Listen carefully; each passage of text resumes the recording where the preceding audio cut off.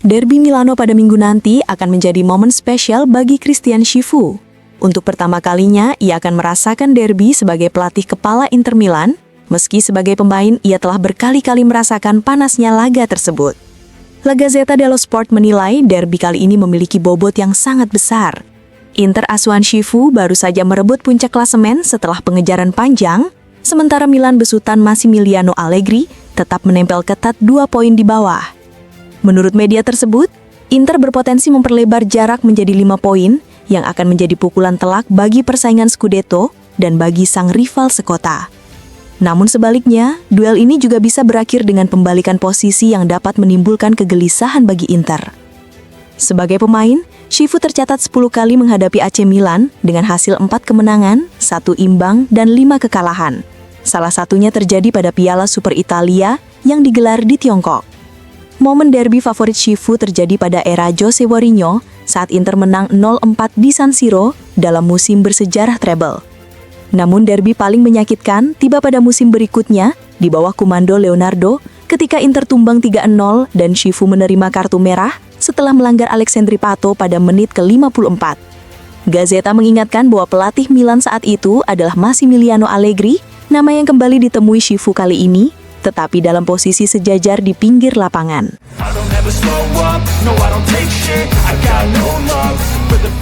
Derby Milano akhir pekan ini bukan hanya mempertemukan 2 tim papan atas Serie A, tetapi juga 2 skuad dengan tinggi badan rata-rata tertinggi di liga.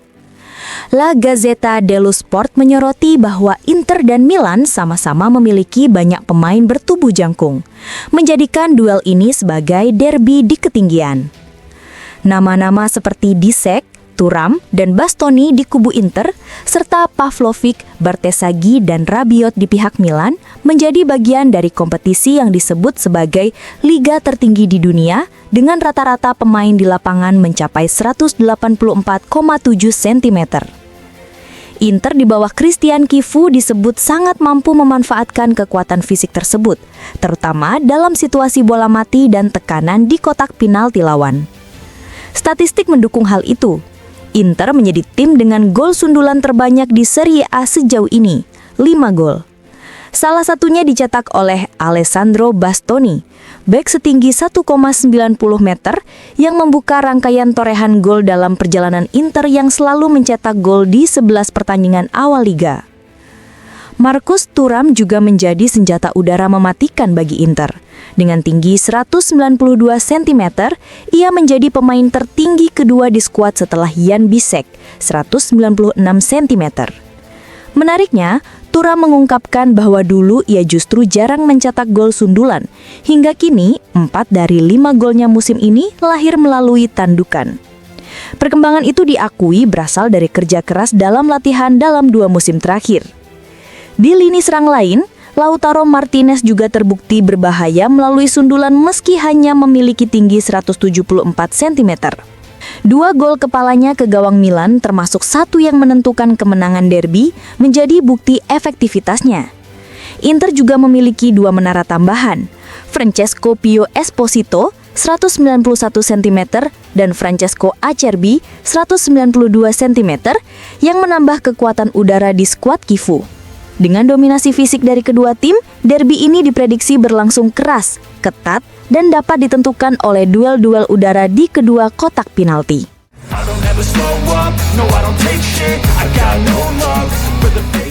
Inter Milan dikabarkan tengah memantau perkembangan Thiago Gabriel, bek tengah muda asal Portugal yang kini membela Lecce. Pemain berusia 20 tahun itu direkrut oleh Lecce dari Estrela Amadora pada Januari lalu. Dan transfernya kembali menjadi sorotan media Portugal karena potensi keuntungan besar yang dapat diraih klub lamanya. Menurut laporan Abola, kesepakatan yang membawa Thiago Gabriel ke Italia telah menjadi penopang finansial penting bagi Estrela Amadora. Lecce membayar sedikit lebih dari 1 juta euro untuk mendatangkan sang pemain, serta memasukkan klausul bonus 500.000 euro jika sang bek mencapai 10 penampilan, sesuatu yang tidak terjadi.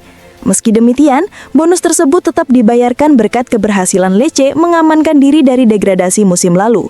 Kontrak Thiago Gabriel di Lecce juga memiliki klausul tambahan. Jika sang pemain mencapai 30 pertandingan resmi sebelum kontraknya habis pada 2029, Lecce wajib membayar 500.000 euro lagi kepada Estrela Amadora. Namun, apabila ia dijual sebelum mencapai jumlah tersebut, bonus hanya akan berlaku jika nilai transfernya mencapai minimal 2 juta euro. Estrela Amadora juga masih memegang 10% hak ekonomi atas Thiago Gabriel. Dengan bek muda tersebut kini masuk radar Inter, Juventus, serta beberapa klub Liga Inggris, pihak Estrela mulai berharap pada kemungkinan datangnya keuntungan finansial besar dari transfer di masa depan. Minat klub-klub top Eropa menunjukkan bahwa Thiago Gabriel kini menjadi salah satu prospek paling menarik di Serie A, dan masa depannya diperkirakan akan menjadi salah satu topik utama dalam bursa transfer mendatang.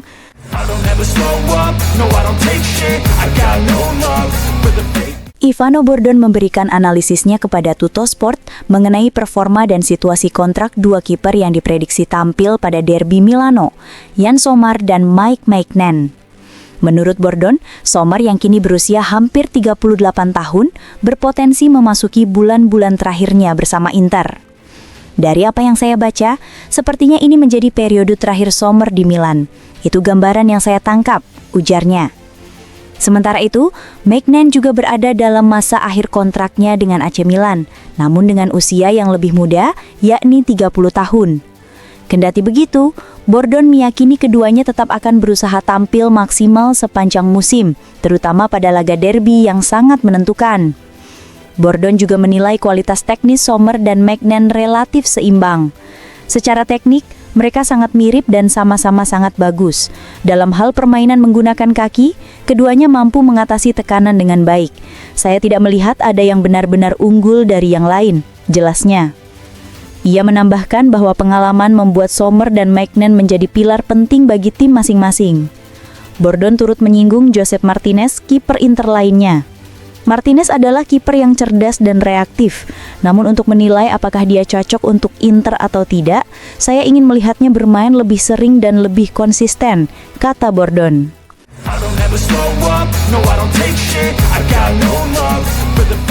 Pelatih Sassuolo, Fabio Grosso, memberikan apresiasi khusus kepada Pio Esposito setelah sang penyerang kembali mencetak gol bersama tim nasional Italia. Grosso menyebut Esposito sebagai salah satu simbol positif dari sepak bola Italia saat ini. Pio Esposito masih muda dan kuat, ia menjadi protagonis baik di Inter maupun di tim nasional. Ini adalah hal indah dalam sepak bola kita, ujar Grosso dalam wawancara dengan radio Anchiolo Sport. Kita selalu mengatakan membutuhkan talenta muda, padahal para pemain itu sebenarnya sudah ada. Grosso menegaskan pentingnya memberikan kepercayaan lebih kepada para pemain muda untuk membangun kembali fondasi tim nasional. Kita harus punya kemauan untuk memberi mereka kesempatan. Situasi yang kita alami sekarang menunjukkan bahwa kita perlu meningkatkan level dan itu bisa dilakukan dengan memasukkan energi baru serta pemain yang punya ambisi tampil di panggung besar, lanjutnya.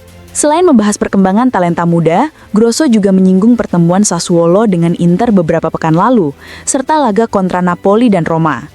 Kami datang ke San Siro saat Inter masih dalam fase pemanasan, dan mereka memberi kami ruang untuk kembali ke pertandingan di akhir laga, meski sebenarnya mereka pantas memenangkan pertandingan lebih cepat, katanya. Menurut Grosso, Inter, Napoli, dan Roma merupakan 3 tim kuat dengan karakteristik berbeda yang akan terus bersaing sampai akhir musim dalam perebutan gelar Serie A.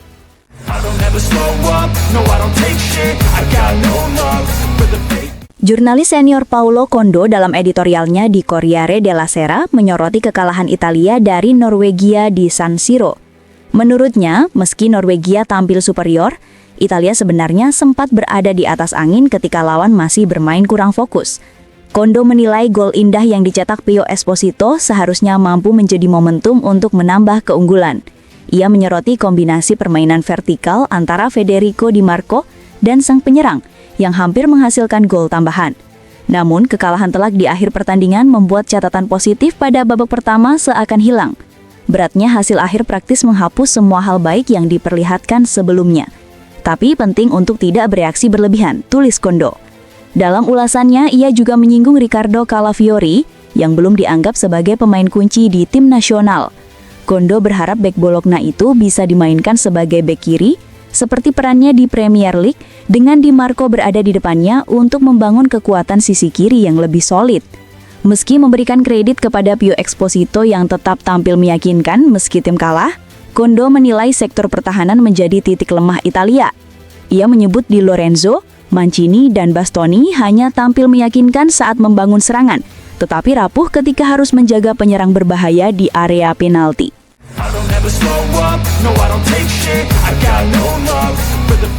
Legenda Inter Milan Alessandro Altobelli mengenang perjalanan karir dan masa kejayaannya saat berbicara dengan Sky Sport dalam rangka perayaan ulang tahunnya yang ke-70 yang jatuh pada 28 November mendatang.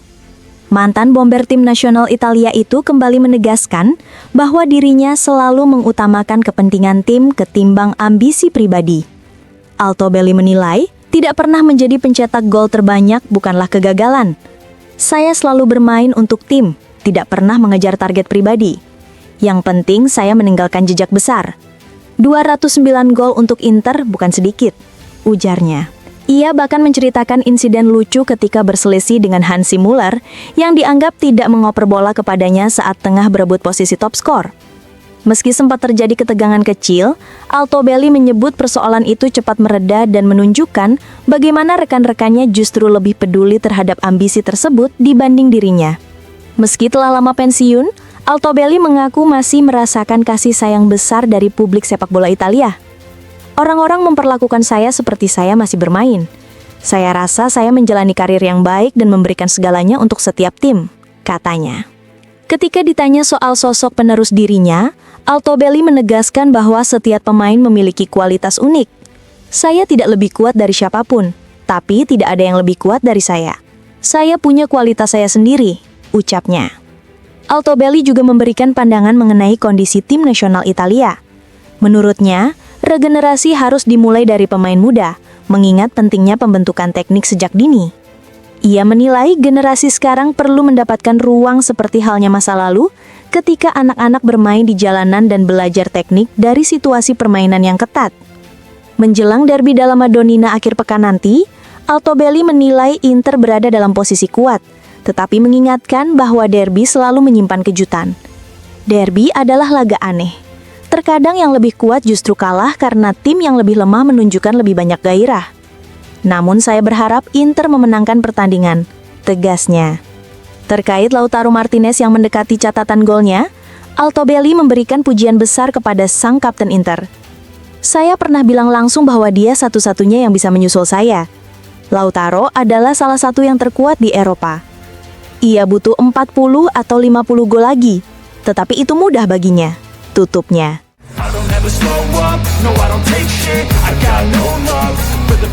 Ketua Sektor Teknis Federasi Sepak Bola Italia FIGC Demetrio Albertini memberikan pandangannya jelang derby della Madonnina yang akan digelar akhir pekan ini di Stadion San Siro.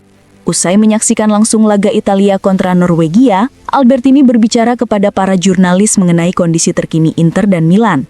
Albertini menilai derby kali ini akan menjadi salah satu yang paling menarik dalam beberapa tahun terakhir. Saya berharap itu menjadi pertandingan yang indah, dan saat ini saya tidak melihat adanya favorit, ujarnya.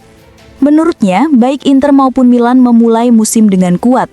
Ia mengaku sempat menduga Inter akan mengalami kesulitan awal musim setelah musim lalu yang begitu melelahkan. Namun, kenyataan berkata lain. Mereka berhasil mengisi ulang energi dan memulai kembali dengan baik bersama pelatih baru. Mereka pantas berada di puncak, lanjutnya. Sementara itu, Albertini menilai Milan telah menemukan keseimbangan baru yang membuat mereka kembali kompetitif. Ketika ditanya mengenai potensi Rossoneri, Albertini tidak ragu menegaskan bahwa Milan harus bersaing untuk gelar juara. Mereka bisa bersaing sampai akhir. Bahkan, mereka wajib melakukannya. Sebagai Milan, mereka harus berpikir besar, tegasnya. Albertini juga menyoroti perkembangan Pio Esposito, salah satu talenta muda Italia yang sedang mencuri perhatian. Dia membuktikan bahwa para pemain muda perlu diberi kepercayaan. Tidak benar jika dikatakan kita tidak memiliki talenta di kompetisi usia muda, katanya. Ia menekankan pentingnya kesabaran dalam memberikan waktu dan kesempatan bagi pemain muda. Saya berharap dia menjadi salah satu dari banyak pemain yang bisa menjadi starter di klub besar, tutupnya.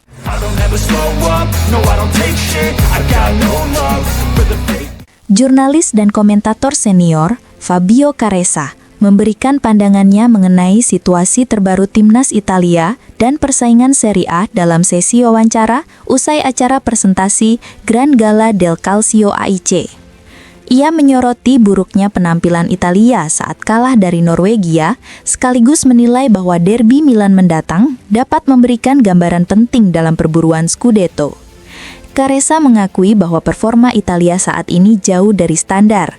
Namun, fokusnya kemudian beralih pada kompetisi Serie A yang akan kembali bergulir dengan laga panas Inter versus Milan, mempertemukan Christian Cifu dan Massimiliano Allegri. Inter versus Milan bisa memberi kita banyak jawaban, karena menurut saya keduanya adalah kandidat kuat juara musim ini, ujarnya. Meski demikian, Caressa menilai bahwa laga-laga besar belum tentu menjadi faktor penentu. Kalian yakin laga langsung akan menentukan? Menurut saya tidak. Sampai paruh musim pertama, yang terpenting adalah mengumpulkan banyak poin dari lawan-lawan lainnya. Persaingan sangat seimbang, kata Caressa. Soal derby akhir pekan nanti, Caressa mengungkapkan harapan pribadinya mengenai jalannya pertandingan. Saya ingin melihat derby yang penuh gol. Di Italia, gol semakin jarang terjadi. Saya juga berharap laga berjalan tanpa terlalu banyak interupsi dan tanpa pemain yang terlalu mudah jatuh atau bereaksi berlebihan. Caressa menegaskan bahwa komentarnya bukan ditunjukkan secara khusus kepada pemain Inter atau Milan, tetapi merupakan kritik umum terhadap dinamika pertandingan yang sering terjadi di Serie A.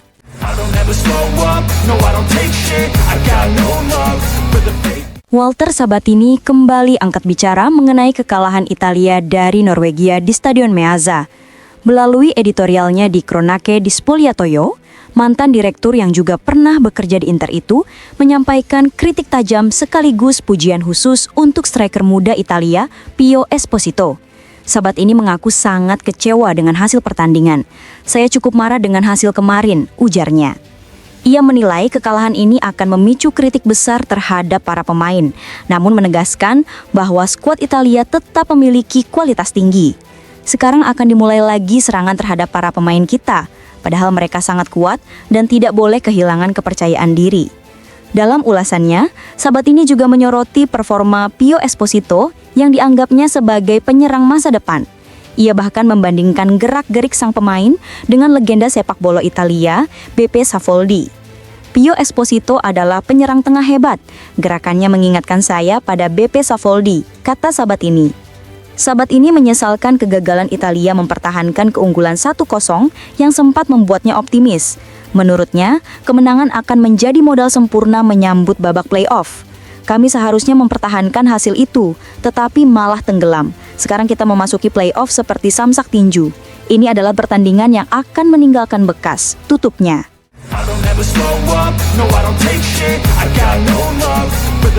Edin Terzic belum kembali melatih sejak membawa Borussia Dortmund ke final Liga Champions 2024. Meski absen dari lapangan selama sekitar 1,5 tahun, pelatih asal Jerman keturunan Bosnia itu menegaskan bahwa masa tersebut bukanlah periode menunggu, melainkan proses persiapan diri. Saya tidak sedang menunggu, saya sedang mempersiapkan diri. Ada perbedaan besar. Seorang pelatih tidak boleh menunggu, ia harus selalu siap, kata Terzic dalam acara Hudel Performance Insights, seperti dikutip La Gazzetta dello Sport. Ia juga mengungkap bahwa selama masa vakumnya, ia aktif melakukan pengembangan diri. Dalam beberapa bulan terakhir, saya bertemu 60 orang untuk meningkatkan kemampuan saya dan mencari sosok yang cocok bekerja dengan saya ketika kesempatan itu datang. Saya membutuhkan orang-orang yang lebih baik dari saya di bidangnya. Dari 60 orang itu, 10 hingga 15 masuk daftar saya. Terzic juga mengonfirmasi bahwa ada beberapa klub Italia yang tertarik merekrutnya. Namun ia menolak menyebutkan nama demi menghormati pihak yang menghubunginya. Ketika berbicara tentang sepak bola Italia, ia tak ragu memberi prediksi optimistis mengenai Inter Milan dan peluang mereka untuk kembali ke final Liga Champions. Ya, tentu saja Inter bisa kembali ke final. Kami pun mencapai final setahun setelah kekecewaan terbesar kami. Tahun itu kami bahkan kehilangan Bellingham, yang kemudian menjadi lawan dalam pertandingan terpenting, ujarnya. Terzic mengaku terkesan dengan pertahanan Inter musim lalu, terutama di Liga Champions. Tidak normal hanya kebobolan 1 gol dalam 8 pertandingan fase grup. Saya mempelajari cara mereka bertahan dari umpan silang. Luar biasa. Ia menutup dengan pesan tentang pentingnya adaptasi.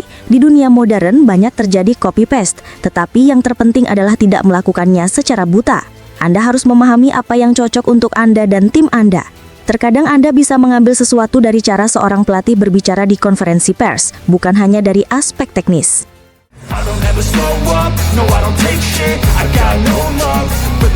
Agen ternama Federico Pastorello membuka berbagai cerita penting dalam karirnya saat berbicara kepada fanpage, termasuk kisah-kisah yang berkaitan erat dengan Inter Milan. Mulai dari negosiasi Simone Inzaghi dengan Al Hilal hingga hubungan rumit dengan Romelu Lukaku, Pastorello menjelaskan sejumlah hal yang selama ini menjadi spekulasi publik. Dalam wawancara tersebut, Pastorello meluruskan isu mengenai waktu negosiasi antara Simone Inzaghi dan Al Hilal yang disebut terjadi berdekatan dengan final Liga Champions. Menurutnya, pembicaraan memang dimulai lebih awal, tetapi keputusan akhir baru diambil setelah pertandingan. Saya bisa menjamin bahwa keputusan dibuat setelah final. Simone mengatakan kepada saya bahwa jika dia memenangkan laga itu, dia tidak akan pergi, ujar Pastorello.